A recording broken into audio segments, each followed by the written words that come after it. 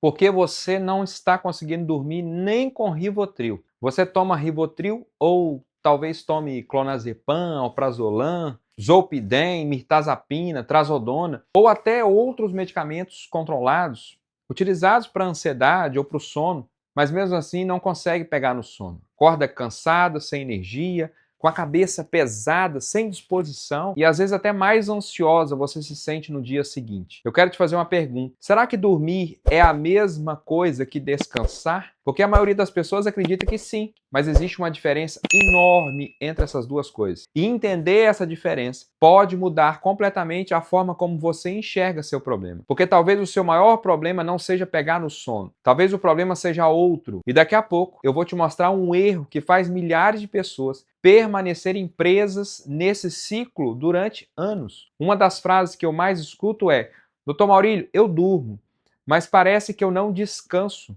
Eu acordo mais cansado do que eu fui dormir. Minha cabeça continua pesada, minha memória piorou muito nos últimos tempos.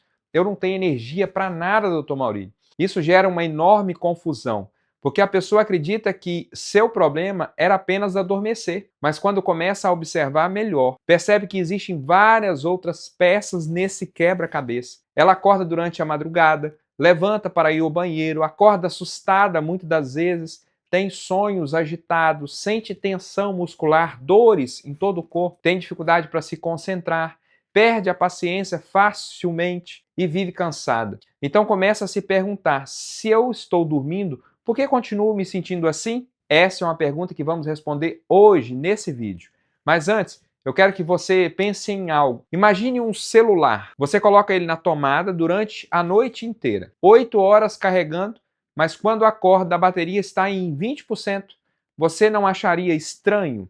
Claro que acharia, porque o esperado era que ele se recarregasse todo, completamente. Com o sono acontece algo parecido. Não basta ficar deitada por horas. O corpo precisa passar pelas fases adequadas, profundas do sono. É durante essas fases profundas que o corpo realiza processos de recuperação, que o organismo se prepara para o dia seguinte. Por isso, algumas pessoas passam 8, 9 horas na cama, mas acordam como se estivessem ainda cansados. Agora vem algo que poucas pessoas percebem.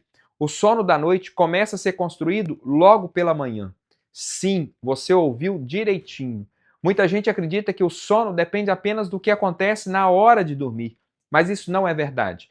O que você faz durante o dia está influenciando diretamente a qualidade do seu sono à noite. Se você passa o dia inteiro preocupada, ansiosa, resolvendo problemas, estressando, em estado de alerta o tempo todo, seu cérebro aprende a permanecer em vigilância. E o cérebro não possui um botão mágico de desligar. Você não passa 16 horas acelerada e de repente desliga em 5 minutos. O corpo não funciona assim. E é por isso que algumas pessoas não conseguem pegar no sono, mas continuam vivendo um estado constante de alerta, de medo, por trás dos bastidores. Agora deixa eu te fazer uma pergunta. Você já percebeu que nos períodos em que sua ansiedade piora, o seu sono também piora?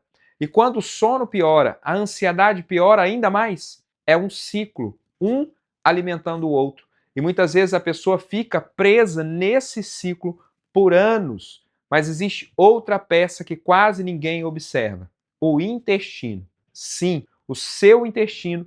Porque quando eu converso com as pessoas que sofrem com insônia há muito tempo, frequentemente eu encontro padrões: barriga estufada, gases, dor no estômago, refluxo, intestino preso, desconforto abdominal, sensação de estar pesado, má digestão. E muita gente acha que isso não tem relação nenhuma com o sono, com a ansiedade.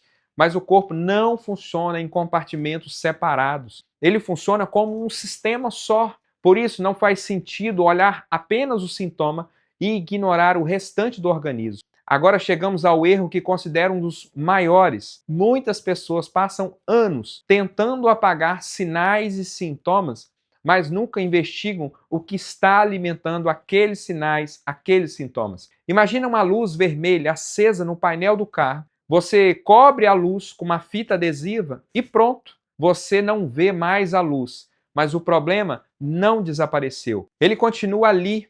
Com a saúde acontece algo muito parecido.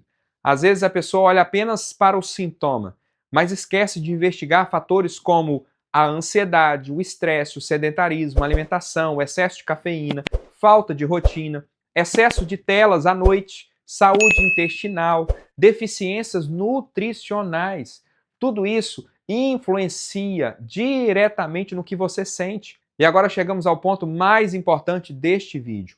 O erro é acreditar que existe uma solução única, uma solução mágica, uma cápsula, um comprimido, uma única resposta. A saúde normalmente funciona como um quebra-cabeça. Quanto mais peças você organiza, melhores são os resultados que você tem na sua saúde. Por isso, algumas pessoas passam anos procurando uma única solução milagrosa, quando na verdade o organismo está pedindo atenção em várias áreas diferentes ao mesmo tempo. E eu quero que você guarde uma frase: dormir não é a mesma coisa que descansar. Você pode fechar os olhos, você pode passar horas na cama, você pode até pegar no sono rapidamente, mas isso não significa necessariamente que o seu organismo está obtendo toda a recuperação que precisa. E talvez seja exatamente por isso que você continua acordando cansada, sem energia, sem disposição, sem aquela sensação de ter realmente descansado. Se você toma Rivotril, Clonazepam, Prazolam, Mirtazapina, Zolpidem, Trazodona ou qualquer outro medicamento prescrito para ansiedade ou para o sono,